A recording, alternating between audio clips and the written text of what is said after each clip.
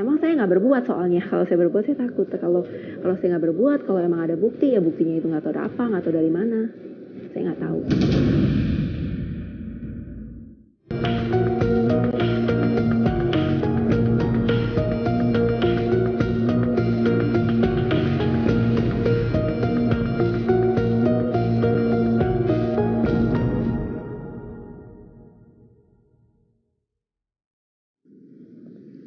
Hampir 1 bulan berlalu sejak Wayan Mirna Salihin meninggal dunia setelah meneguk secangkir kopi di sebuah kafe di kawasan Jakarta Pusat. Peristiwa ini menyita perhatian publik karena zat berbahaya berupa racun sianida di dalam tubuh Mirna yang mengindikasikan ada upaya pembunuhan terhadap wanita berusia 27 tahun ini. Polda Metro Jaya telah melakukan segala cara untuk menemukan jejak sianida yang telah membunuh Mirna.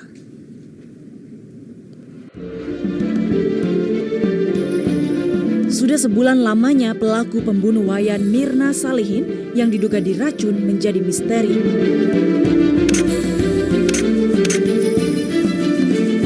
Peristiwa tragis yang menimpa pengantin baru ini terjadi di sebuah kafe di kawasan Jakarta Pusat. Bersama 2 orang temannya, semasa kuliah di Australia, Jessica dan Hani, Mirna berniat berkumpul dan bercengkrama. Namun tak berapa lama, kopi yang dipesan oleh Jessica untuk Mirna menjadi petaka.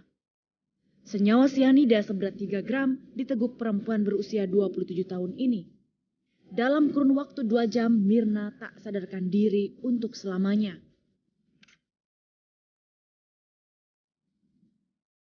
Pasca kejadian, pemeriksaan intensif yang ditangani Polda Metro Jaya terus dilakukan.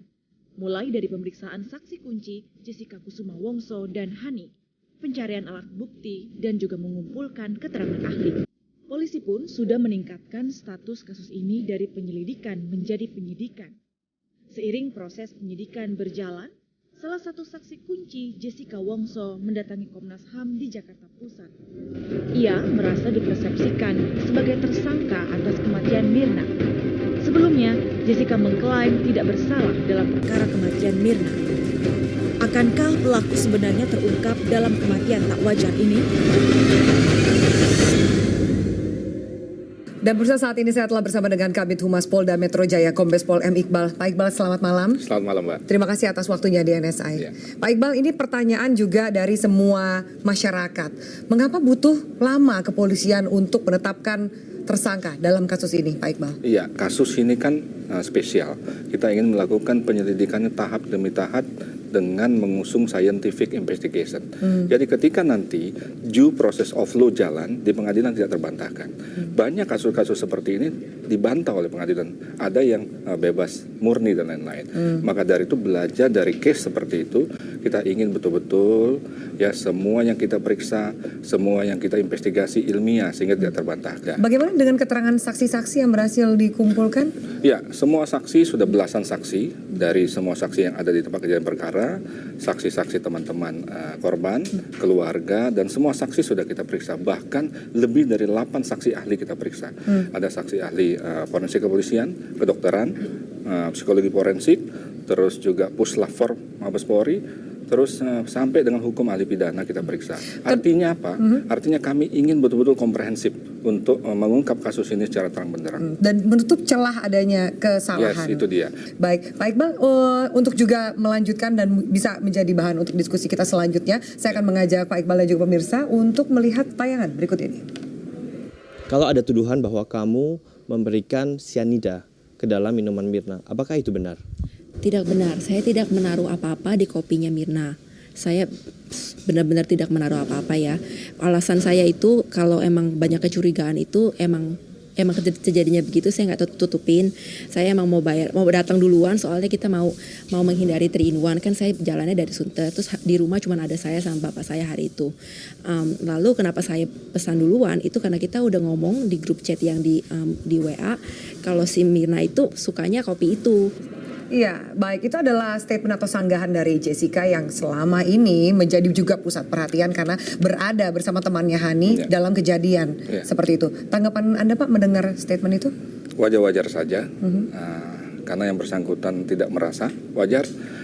tugas kami adalah membuktikan siapa sebenarnya yang melakukan perbuatan jahat ini. Kami sudah mengumpulkan semua alat bukti namanya. Itu bahasa hukum acara pidana. Alat bukti itu keterangan saksi ahli, petunjuk dan surat dokumen sudah kami analisa semua.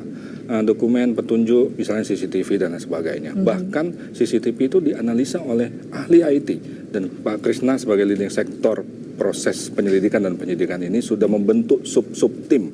Jadi ada yang menganalisa CCTV, ada yang menganalisa proses otopsi, ada yang menganalisa keterangan-keterangan, ada yang menganalisa semua dokumen-dokumen yang ada. Sehingga nanti konsolidasi setiap hari akan dilakukan untuk mensinkronkan semua yang didapat dengan fakta yang terjadi. Baik Pak, mengapa kemudian penyelidikan ini sampai ke negara tetangga di Australia? Untuk tujuan apa? Begini, jadi teknik penyelidikan ini kita sandingkan dulu dugaan A, dugaan B, dugaan C sampai dugaan Z.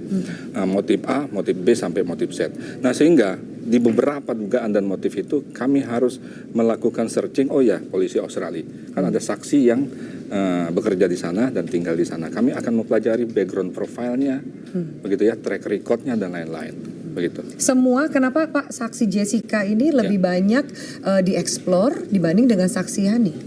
Ya, penyidik tentunya mempunyai taktik ya, teknis, karena ada beberapa yang harus kami dalami. Ada petunjuk-petunjuk yang mengarah ke sana. Mengapa saksi tersebut datang duluan? Baik Pak Iqbal, kita akan lanjutkan sesaat lagi. Pemirsa, kopi yang Mirna minum saat bertemu dengan dua temannya di sebuah kafe membuat Mirna langsung lemah, tidak berdaya, hingga akhirnya tidak sadarkan diri untuk selamanya. Hasil pemeriksaan secangkir kopi yang diminum Mirna diketahui mengandung 3 gram zat sianida yang sangat beracun. Dosis ini sangat mematikan, cukup untuk membunuh sekitar 5 orang. Sesaat lagi kami akan mengulas mengapa zat sianida yang biasa dipakai di industri pertambangan masih bisa diperoleh oleh masyarakat umum. Tetaplah bersama kami di NSI.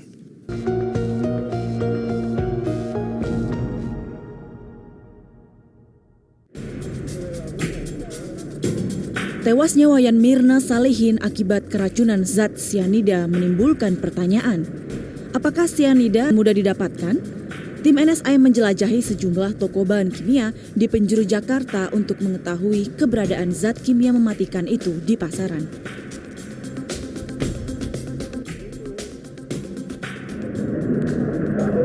Mbak, sini jualin nggak sianida? Sianida gitu, buat bahan ini sih, pestisida sih. Nggak boleh jual itu mas. Apa? Nggak boleh jual. Gimana ya mas? Itu nggak boleh mas? Ya dari dilarang. Di sini jual ya? Atau nggak ada? Memang dilarang, nggak boleh makanya. Kayak apa sih mas, sianida itu cair di galon atau dia bubukan gitu ya mas? Bubuk ini. Biasanya bubuk. Ada minimum belinya nggak sih mas? Kemasannya apa tuh? Pakai cup atau pakai kantong? Oh belum tahu. Kita belum pernah jual itu. Kalau bahan-bahan kimia gitu yang ini ada, kita iya yang saya kali tadi yang kayak tadi gitu ada, kalau dapat kalau terlarang emang jual gitu ya,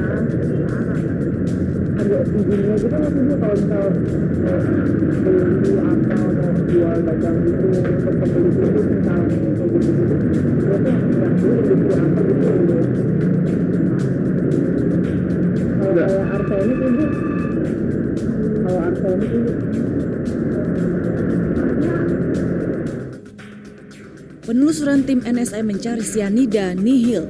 Nyatanya, sianida tidak dijual bebas. Zat ini hanya bisa diperoleh pada toko kimia dan apotek tertentu. Ya, pemirsa dan juga Pak Iqbal, itu tadi hasil penelusuran dari tim NSI. Kami mencoba mencari apakah memang mudah didapat oleh masyarakat sianida atau bahkan juga banyak di kasus pembunuhan menggunakan arsenik. Ternyata sulit. Memang barang ini sangat eksklusif ya, tidak sembarangan orang bisa melakukan pembelian. Ya betul, zat itu sangat berbahaya. Sehingga untuk mendapatkan sianida itu harus ada izin dari kementerian ya, Kementerian Kesehatan atau katakanlah Dinas Kesehatan Provinsi. Dan untuk apa? Nah, kami sudah bekerja sama dengan Dinas Kesehatan Provinsi DKI untuk melakukan sidak kepada semua toko-toko kimia. Prinsipnya sianida dan sejenis zat beracun itu tidak boleh diperjualbelikan. Pak Iqbal, kalau kita bicara pola dari sejumlah kasus meracuni seseorang dengan zat-zat seperti yang berbahaya seperti sianida atau arsenik, adakah pola tertentu yang bisa terbaca dari sejumlah kasus yang pernah Anda tangani? Ya, begini. biasanya ya sebuah modus yang menggunakan zat-zat beracun itu direncanakan betul oleh mereka, karena mereka paham betul ini akan meninggalkan jejak. Ya, itu adalah Berarti pola. mereka sudah berani untuk mengambil resiko, ya kan? Ya, meninggalkan jejak, dan mereka sudah setting ini semua. Bahkan, argumentasi setelah ya itu tewas. Argumentasi terus seolah-olah tidak terlibat dan lain sebagainya. Ya, walaupun sudah saya katakan tadi bahwa polisi tidak mengejar pengakuan tersangka, tetapi kita akan buktikan, teori pembuktian lah yang akan mengunci sebuah pengungkapan kasus ini. Pak, kalau misalnya memang ini jelas bahwa ada sianida yang menjadi penyebab kematian dari Mirna, selain juga tersangka pelakunya, apakah kepolisian juga akan menindak pihak-pihak yang mungkin menyuplai atau menjual barang itu? Jelas. Meskipun argumentasinya bahwa mereka tidak tahu bahwa itu akan digunakan untuk kejahatan karena alasan pada saat membeli juga alasan yang positif saja. Kita akan kenakan tetap dia melakukan kesalahan prosedur. Kita akan buktikan kalau misalnya pembuktian mengatakan bahwa dia yang betul-betul mengetahui rencana pembunuhan ini, dia turut membantu. Tetapi kalau tidak, SOP yang mengatakan bahwa akan ada undang-undang lain yang mengenakan terhadap si penjual itu. Ya, mungkin undang-undang kesehatan dan sebagainya. Hukuman terberat Pak dalam kasus ini? Sampai hukuman mati. Ya, terima kasih banyak Pak Iqbal, selamat bekerja, selamat bertugas. Dan pemirsa, untuk mengetahui bahaya senyawa sianida yang diduga telah membunuh Mirna, sesaat lagi kami akan mendatangi Pusat Laboratorium Forensik Polri. Di sini pula uji sampel kopi yang diteguk oleh almarhum Mirna masih diselidiki hingga ditemukan fakta kandungan racun mencapai 3 gram. Jumlah ini lebih kuat ketimbang kadar racun arsenik yang menewaskan aktivis hak asasi manusia Munir Said Talib pada tahun 2004. Berikut penelusurannya.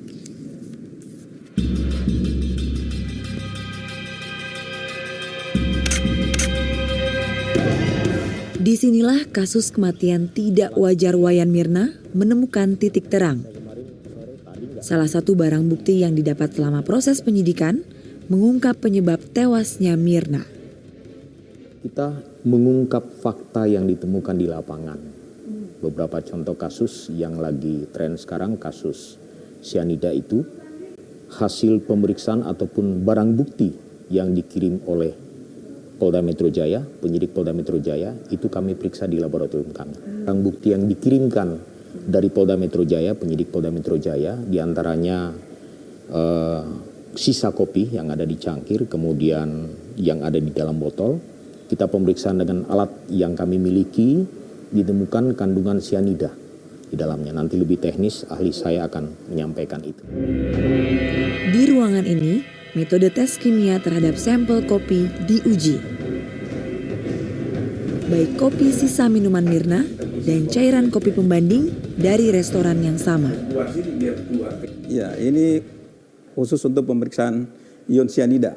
Ya, khusus untuk sianida yang terkait dengan penggunaan namanya peralatan ultraviolet visible spectrophotometer. Dia di dalam air sangat baik, larut baik dalam air. Larut baik dalam air. Larut baik dalam air, sangat baik dalam air. Jadi kemudian larutannya itu bersifat sangat basah, korosif. Makanya tadi dengan terhadap barang bukti juga kita lakukan pengukuran pH tadi. Jadi pH tadi itu pH larutan kopi itu memang mendekati 13. Jadi hampir jadi kalau ukuran pH itu paling tinggi kan 14. Nah, ini sudah 13. Dengan peralatan khusus, kadar kandungan zat kimia berbahaya terdeteksi. Kami simpulkan bahwa yang ada di dalam kopi itu adalah natrium sianida. Kira-kira kita bisa perkirakan satu kali sedotan itu ya mungkin sekitar 20 mili. Ya. Jadi gejala-gejala klinis keracunan sianid ini seperti sakit kepala, pusing, kemudian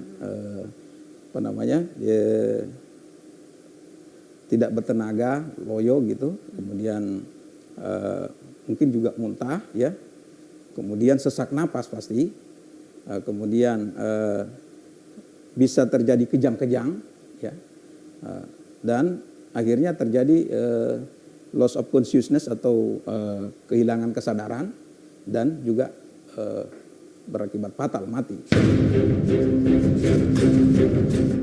Teka-teki meninggalnya Wayan Mirna menyisakan banyak tanya.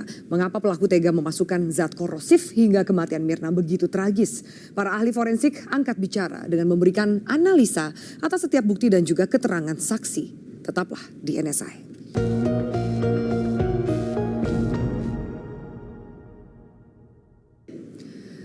Dari beberapa alat bukti dan keterangan saksi kunci yang sudah dipegang polisi, peristiwa kematian tidak wajar Mirna akhirnya menemukan titik terang. Saat ini saya telah bersama dengan ahli forensik lie detector yang akan menganalisa emosi dan juga gerak-gerik orang yang diduga terlibat dalam kasus pembunuhan Mirna. Selamat malam, Mas Handoko. Selamat malam, Mbak. Kita akan lihat, karena kami juga punya cuplikan statement dari Jessica. Mungkin juga Anda bisa analisa, Anda gabung dengan data-data dan fakta yang Anda punya dari sejumlah sumber ini. Baik pemirsa, kita ikuti statement dari Jessica berikut ini. Jessica, bisa dijelaskan kalau ada tuduhan bahwa kamu memberikan sianida ke dalam minuman Mirna, apakah itu benar? Tidak benar, saya tidak menaruh apa-apa di kopinya Mirna. Saya benar-benar tidak menaruh apa-apa ya. Ya, itu dia tadi adalah pernyataan dan juga sanggahan dari Jessica. Mas Handoko, apa yang Anda bisa lihat? Ya, di dalam sanggahan tadi ada dua kalimat. Kalimat yang pertama dengan lancar bisa diucapkan. Kalimat kedua tidak lancar. Jadi ada penggalan kata antara saya, kemudian kata tidak menaruh apa-apa dalam barang tersebut. Antara saya dan tidak itu ada saya, kemudian jedah kata, kemudian geleng-geleng kepala. Saya tidak menaruh apa-apa di kopinya Mirna. Saya benar-benar tidak menaruh apa-apa ya. Saya menganalisa di bagian jedah kata tersebut, di mana muncul ekspresi seperti ini. Ekspresi yang bisa kita lihat adalah ekspresi yang senyum. Senyum. Kita bisa melihat di tiga ini. Di tiga ini khususnya. Saat itu Jessica menunduk ke bawah dan kita bisa lihat bibirnya. Bentuk bibirnya seperti orang yang sedang tersenyum. Ya. Senyum ini bisa dikategorikan ke dalam senyum puas atau senyum duping delight atau senyum yang typically ngenyek. Oke, saya akan lihat bahwa nih Anda sudah memberikan kode-kode dari raut wajah dan tarikan-tarikan secara visual ini. Apa ini artinya? Oke, yang pertama saya ingin jelaskan bahwa ekspresi wajah adalah ekspresi yang paling bisa dipercaya untuk kita menganalisa kejujuran ataupun kebohongan seseorang. Itu berdasarkan riset sejak tahun 1970-an sampai sekarang. Dan di antara semua analisa yang ada yang disebut analisa facial expression atau ekspresi wajah mikro. Dan ini yang saya pergunakan adalah facial action coding system atau yang disebut sistem taksonomi wajah. Jadi kita mengkodekan wajah berdasarkan otot-otot wajah. Jadi scientific. Nah, ini saya sudah mengkodekan contoh misalnya ini eyes down, berarti eyes down artinya matanya turun, kodenya AU atau Action Unit 64B. Nanti kalau bisa dilihat di mesin searching, Anda akan bisa melihat 64B ini otot wajah mana yang bergerak. Ya, sangat scientific. Kemudian AU12B artinya ujung bibir ini turun, tertarik, puler ya. Kemudian 14B artinya ada dimpler di sini, ya, artinya ada lesukan lesung pipit. Kemudian chin raiser artinya dagunya ini naik. Seperti ini. Oke. Ya. Apa itu artinya? Apa itu artinya? Secara umum dia lagi berpikir, ya, kita lihat matanya turun ke bawah, kemudian dia senyum. Dia mencoba juga menemukan emosi atau bagaimana menjawab pertanyaan. Ya, salah satunya seperti itu. Artinya dia berpikir, dia menggali emosinya, dia mungkin kembali ke dalam memori saat itu. Ada 3 hipotesa. Salah satunya adalah ketidakselarasan antara kata-kata yang diucapkan tadi dengan wajah. Kemudian yang kedua adalah memang dia gugup, kemudian muncul ekspresi seperti ini. Atau yang ketiga adalah dia habis berpikir humoris. Tidak wajar sebuah senyum ini muncul saat ditanya media dalam menghadapi situasi seperti ini. Apalagi pertanyaannya adalah apakah betul Mbak yang menaruh sianida ke dalam minuman tersebut. Tentu sangat tidak wajar ketika ada senyum. Ketika kita sedang dituduh melakukan sebuah perbuatan jahat.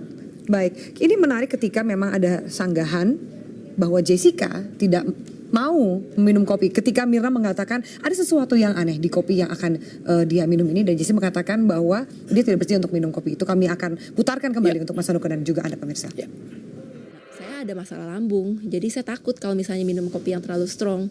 Nah terus waktu si Mina suruh saya cobain, kan dia disodorin ke muka saya gini kan, suruh cium. Saya cium emang wanginya itu apa? Kayak pahit, wangi pahit, kayak black coffee yang benar-benar kuat banget, dan ada wangi-wangi kayak asam-asamnya gitu. Jadi saya takut, saya nggak mau coba, takutnya nanti kalau saya sakit malamnya jadi nggak enak kan. Jadi ya nggak tahu deh saya bakalan kenapa kalau minum kopi. Oke, dari statement itu, dari dia menjelaskan bahwa wangi kopinya itu kuat sekali, dan dia mengatakan alasannya adalah dia punya sakit lambung, sehingga dia mengatakan bahwa dia tidak tahu apa yang terjadi kalau saya bakal kenapa kalau saya meminum kopi itu kalimatnya. Kalau dari ekspresi ini saja kita bisa melihat memang dia sedang loading juga. Jadi sebenarnya turun ke bawah, mata turun ke atas bukan satu tanda pasti seseorang berpikir atau tidak, tergantung kebiasaannya atau situasi saat itu. Nah, kalau dari situasi saat itu, ini kita bisa jelas melihat bahwa memang Jessica sedang melihat ke atas, sedang loading, berpikir sesuatu, dan bibirnya ini seperti kalau bisa dibilang senyum, dia akan lebih ke arah senyum yang tersenyum puas pada saat dia berpikir tentang kopi, tentang minum kopi. Kemudian kalau kita melihat reaksi selanjutnya, ya itu dinyatakan bahwa nggak tahu deh saya bakal kenapa. Ekspresi yang akan muncul ini itu akan memperlihatkan reaksi yang over reacted. Jadi deep inside dia punya pemikiran bahwa saya nggak tahu nih kalau saya minum kopi ini apakah saya masih ada di sini, apakah saya masih hidup dan sebagainya. Ini ada katakan nggak tahu deh ketika dia mengatakan nggak tahu deh, dan saya sempat kata bahwa memang nadanya menjadi lebih tinggi. Ini adalah rangkaian 5 cuplikan ekspresi dari Jessica. Apa yang bisa Anda analisa lebih jauh? Kalau pemirsa nanti melihat videonya, video bergeraknya, pemirsa akan melihat lonjakan emosi yang tiba-tiba dengan ekspresi yang juga over. Yang di bawah normal seperti itu, di atas normal yaitu dengan dia berbicara kepalanya dimajukan ke depan, nggak tahu deh seperti mau loncat seperti itu. Ya nggak tahu deh saya bakalan kenapa kalau minum kopi. Justru dengan ekspresi seperti ini kemungkinan di dalam otak dia sendiri sudah tahu reaksi sianida itu kalau diminum seperti apa, atau dia sendiri sudah baru tahu ketika mendengar dari berita-berita bahwa reaksi sianida itu akan seperti apa. Dengan kata lain, sebetulnya di dalam benak Jessica sendiri sudah mengiyakan bahwa kopi itu ada apa-apa. Saya kan ya panik juga lah, takutnya si Haninya kenapa kan. Jadi saya tanya sama dia, kamu nggak apa-apa? Terus si Haninya bilang, iya gue nggak apa-apa. Dia cuma nangis aja, sedih kan, si Minanya kan itu kan nggak ada. Lalu ada suster yang datang, terus si Haninya dibawa ke ruangan dalam, mungkin diperiksa ulang apa dia benar-benar baik aja. Apa yang bisa Anda komentari dari cuplikan tadi? Ya, kalau kita berbicara tentang ekspresi berisi emosi sedih, tadi itu seperti seseorang yang sedang bercerita sebuah film. Artinya pihak outsider, pihak eksternal yang mungkin tidak ada keterkaitan emosi, di mana artinya cukup tidak wajar. Harusnya cukup sedih satu, kemudian cukup under pressure. Dan itu tidak kita temukan di situ. Oke, ini ada sejumlah kalimat yang Anda garis bawahi. Apa saja Mas Handoko? Di video yang lain tadi juga bisa dilihat bahwa memang si Jessica ini menjelaskan kondisi di rumah sakit saat itu, di mana Haninya sedih, kemudian diajak oleh perawat untuk masuk ke dalam ruangan dokter, diperiksa, kemudian keluar lagi. Nah, ketika keluar lagi Jessica mengatakan bahwa ya mukanya sih bukan sakit ya, sedih. Nah, ketika sedih itu diucapkan, kita bisa melihat ekspresi yang menurut saya itu sedikit aneh untuk ekspresi sedih, karena itu bukan ekspresi sedih. Nah, saya kan ya panik juga lah, takutnya si Haninya kenapa kan. Jadi saya tanya sama dia, kamu nggak apa-apa? Terus si Haninya bilang, iya gue nggak apa-apa. Dia cuma nangis aja, sedih kan, si Mirnanya kan itu kan nggak ada. Lalu ada suster yang datang, terus si Haninya dibawa ke ruangan dalam, mungkin diperiksa ulang apa dia benar-benar baik aja. Harusnya ketika mengucapkan sedih aja itu kita bisa, kita yang misalnya Jessica, kita bisa mempunyai ekspresi yang memang sedih. Mas Handoko, sebelum saya akan menuju ke hipotesa Anda yang lebih dalam, statement resminya seperti apa, kami akan mengajak Anda pemirsa untuk melihat bagaimana juga pernyataan dari Hani usai pemeriksaan.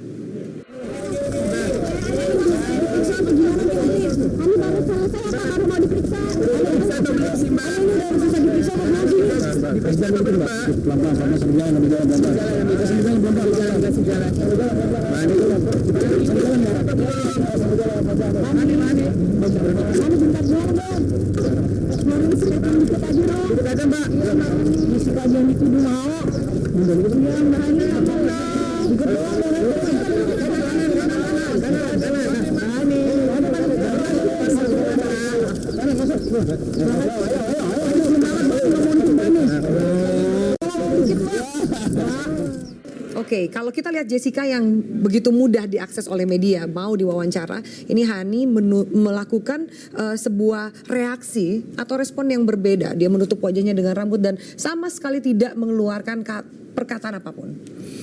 Ya, ekspresi ini tentunya punya dua hipotesa juga. Satu adalah ekspresi yang memang dia pelakunya, artinya dia menyesal dan sebagainya, dia ketahuan, dia sedih dan sebagainya.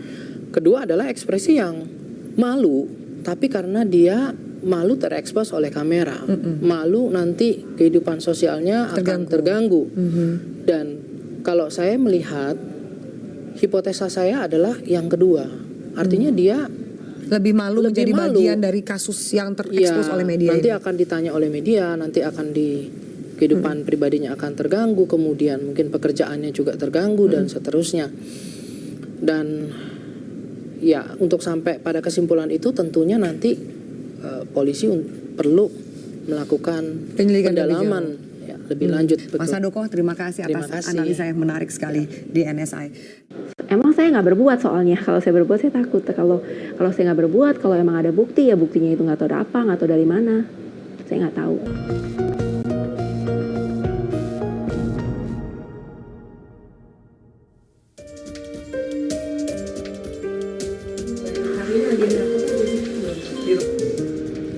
Jessica, jadi kamu apa kabar? Ya baik.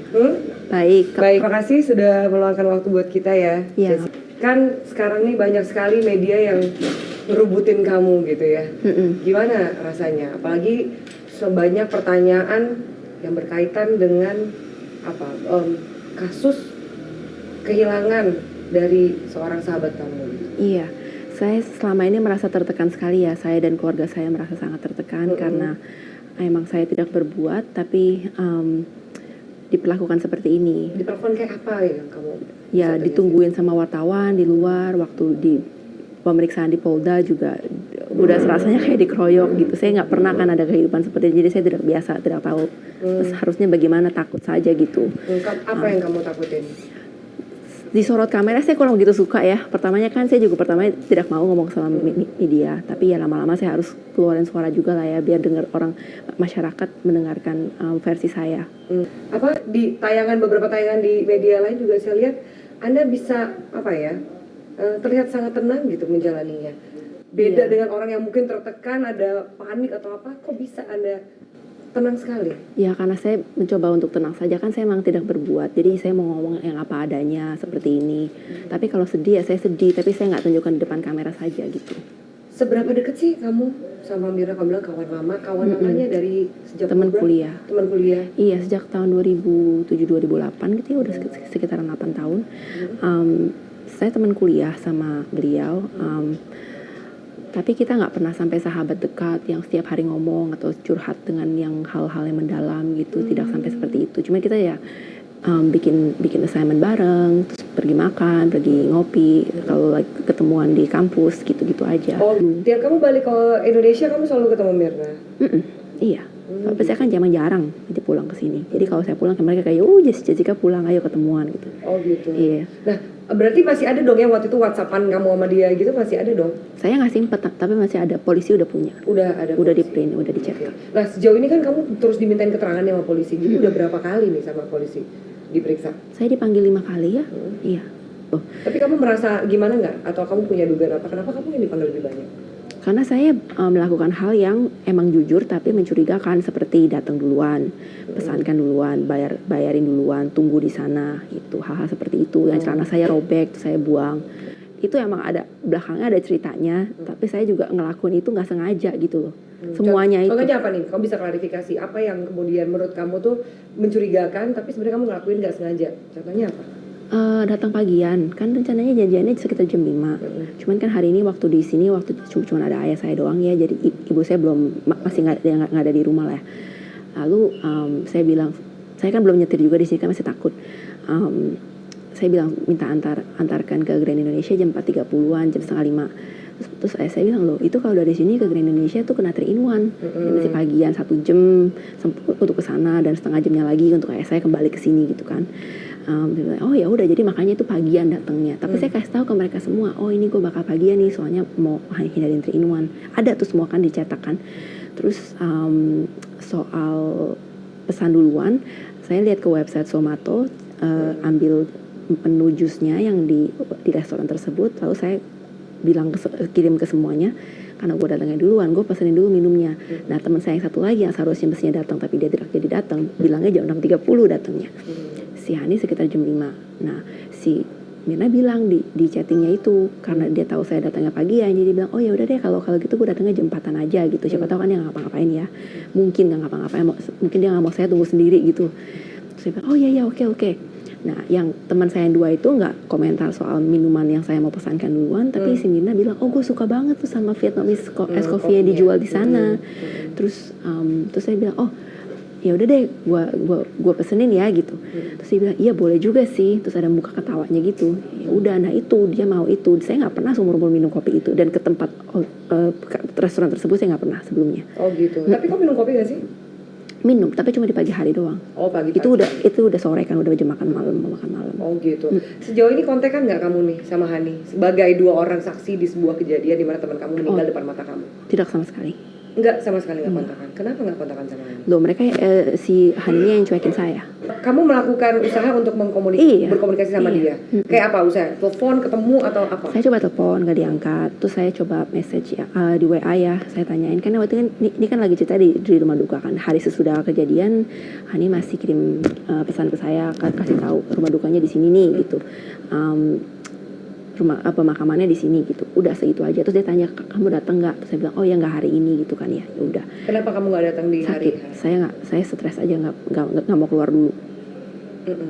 Ya. Lalu saya datang di hari berikutnya. Saya tanya sama, kan itu pemakamannya kan berhari-hari rumah dukanya. Pas saya mau datang, saya tanya lagi sama si Hani, lu baik-baik aja gitu. Oh iya, lu datang hari ini? Gue mau datang nih gitu. Pertanyaannya seperti itu aja, menyangkut dengan rumah duka gitu kan ya, mau ketemu lagi kan. Saya juga mau datang ke pemakamannya kan, kalau bisa ya barengan sama dia, soalnya kan jauh di Bogor. Tapi nggak ada jawaban sampai hari ini. Gitu. Dan kalian menyaksikan teman kalian meninggal di depan mata kalian. Betul. Dari kafe sampai ke rumah sakit, kalian selalu bersama dengan Mirna kan? Apa nggak saling komunikasi untuk saling membantu mengingatkan kejadian apa, kronologis apa gitu? Saya bersedia kalau dimintakan kronologis dengan polisi. Tapi enggak, saat maksudnya itu kontak kamu sama Hani, maksudnya 2 orang yang ada di sini. Saya udah bilang, saya coba, tapi dia yang tidak merespon sama saya. Jadi dan dia nggak kasih alasan apa? Tidak total nggak dijawab. Jadi Mbak kalau mau tanya ini, saya juga mau tahu kenapa. Mbak kasih tahu saya kalau udah tanya Hani. Iya. Tapi kamu ngerasa Hani benci kamu atau apa? Saya nggak tahu. Saya nggak lihat dia face to face begini loh. Ketemu Hani terakhir kapan?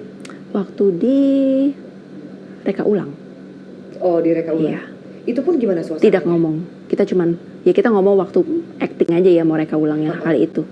Tapi tidak ada percakapan sama sekali, total. Jadi di luar itu. Banget sama kamu tuh dia berubah banget. Dan kamu nggak juga mencoba tanya pas di TKP waktu reka ulang kenapa gitu loh? Tidak, kalau dia menghindari saya dan dengan cuekin saya punya message, ya saya nggak mau kejar-kejar orang paksa-paksa suruh ngomong sama saya orangnya kayak gitu, ya udah biarin aja. Toh juga suatu hari kalau dia mau ngomong sama saya lagi, dia ngomong sama saya gitu, tapi kan bukan saya yang cuekin dia. Mas, saya harus tanya karena ini banyak sekali beredar di masyarakat bahwa kamu dan Mirna punya hubungan spesial. Enggak, Tanda kutip, lebih dari teman. Tidak ada seperti itu. Teman dekat aja tidak, apalagi lebih dari teman, apalagi hubungan spesial. Kita berdua, dia punya pacar begitu lama, saya punya pacar, saya lelaki semua, nggak ada perempuan. Saya bisa konfirmasi, mau telepon siapa? Ada jawab pertanyaan. Jadi Anda tahu bahwa itu juga beredar dan segala Saya macam, nggak tahu enggak? sih lihat itu.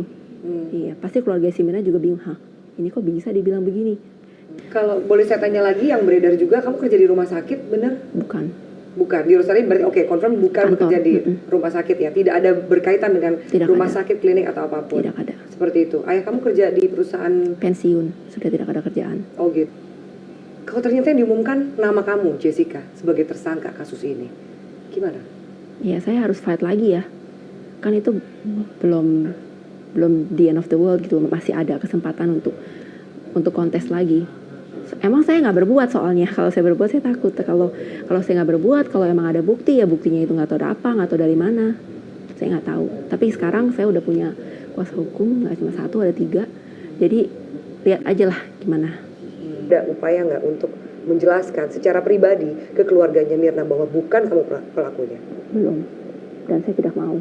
Kenapa kamu nggak mau? Kalau udah terungkap sama polisi, biar toh mereka memojokkan saya dengan media, ya mereka mengembalikan nama baik saya juga dengan media. Tapi ini kan personal ya, personal gitu antara kamu dengan keluarganya. Enggak juga ya, kalau personal mereka nggak mungkin belak-belakan gitu ngomong di TV kalau pasti itu temannya yang melakukan. Temannya ya sih masalah, kalau nggak saya ya Hani datanya bersama dengan Mina, jadi saya pikir ya itu saya. Kamu merasa bahwa keluarganya Mirna menuduh kamu? Sejak itu udah dihantam-hantam deh sama polisi, diselidikin sampai oh iya ini pembunuhnya apa-apa. Kamu ada rasa bersalah nggak menjelaskan apa yang sebenarnya? Kan kamu dituduh nih, ya kan? Kamu ada rasa bersalah nggak dan kemudian pengen menjelaskan yang sebenarnya seperti apa versi kamu, bahwa bukan kamu, tidak seperti yang dituduhkan? Ya saya menjelaskan ke polisi ya. Ke keluarganya Mirna? Enggak, saya nggak merasa bersalah seperti itu. Karena saya pikir kalau saya emang nggak berbuat, saya nggak perlu membela diri saya, menjelaskan diri saya sendiri. Tapi emang saya sudah jelaskan hampir 20 kali mungkin.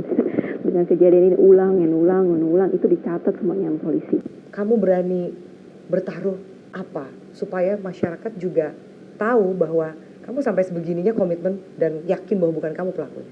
Loh, saya tidak perlu ngomong ya Mbak ya. Kalau emang saya pelakunya ya konsekuensinya ya saya masuk penjara berpuluh-puluh tahun.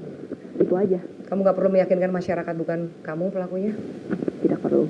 Nggak perlu. Itu kalau keadilan akan diungkap ya diungkap. Saya nggak perlu banyak ngomong. Gitu aja. Kebenaran cuma ada satu dan itu yang kita tunggu. Iya. Jessica, terima kasih banyak atas waktunya. Salam untuk keluarga. Thank you.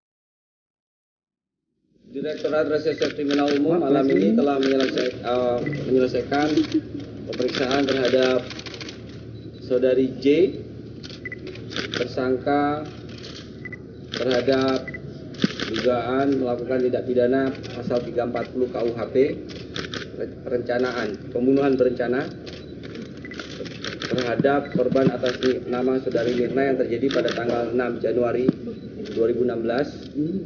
Dan dari hasil berita acara yang tadi dibuat dengan disandingkan dengan keterangan tadi, berita acaranya adalah berita acara sebagai tersangka yang bersangkutan didampingi 3 penasihat hukum, dan hasil berita acara tadi kami lakukan gelar perkara kami sandingkan dengan keterangan sebelumnya dan kami sandingkan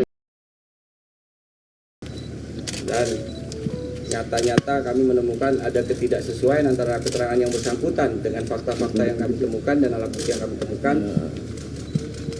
Maka malam ini sebagai tersangka dan berdasarkan peristiwa-peristiwa sebelumnya di mana kami mempunyai alasan subjektif, khawatiran melarikan diri, mengulangi perbuatan dan menghilangkan barang bukti, serta alasan objektif unsur-unsur pasal gelar perkara yang mencukupi, maka malam ini terhadap saudari J itu dilakukan penahanan, itu mulai nanti dihitung ya malam ini nanti pukul 22.30 pada tanggal 30 Januari 2016.